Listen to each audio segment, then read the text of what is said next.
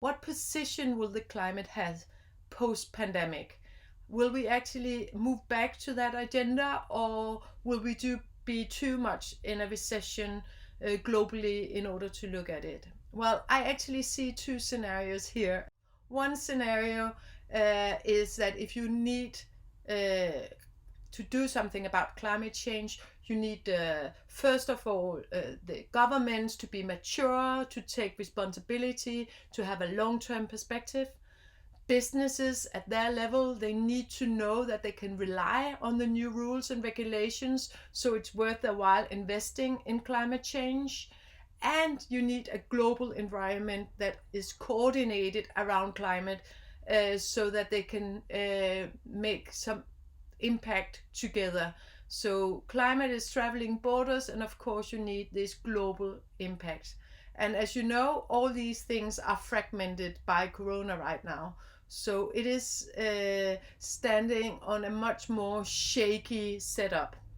On the positive side, we have an understanding now that things that seem really remote, seems really abstract, that could be the virus coming out in Wuhan in China, suddenly it hits you. Suddenly, normally people have an understanding of exponentiality, that things that seems very abstract and remote, bang, suddenly it can hit you. Secondly, we actually have some governments who are in charge of rebuilding the countries, who are in charge of creating these new kind of Marshall aid packages. And they will, of course, have two legs. They want growth, but they want sustainable growth that has a long term perspective. So that's an advantage too.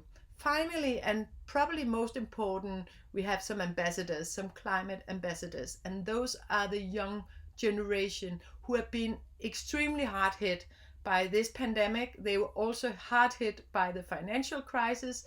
They're the one who have to pay. They're losing their jobs. They have a hard time entering higher education. They don't have the money. So they have really experienced a setback where they had to sacrifice, especially for the elderly generations that is the most vulnerable to this pandemic. They want payback.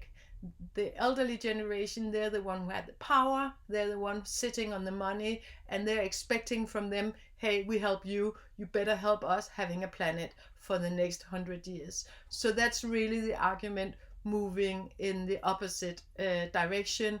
And I think, especially looking at this young generation, they are saying, hey, we want to work for companies who have a higher purpose with regard to using the United Nations sustainability targets. We want to share our data with companies who have a heart and a soul and a perspective for where they want to go in the long term. And these are also the only one we want to share our data with. So let's see how it develops. And as it is with future studies, we have to create it ourselves.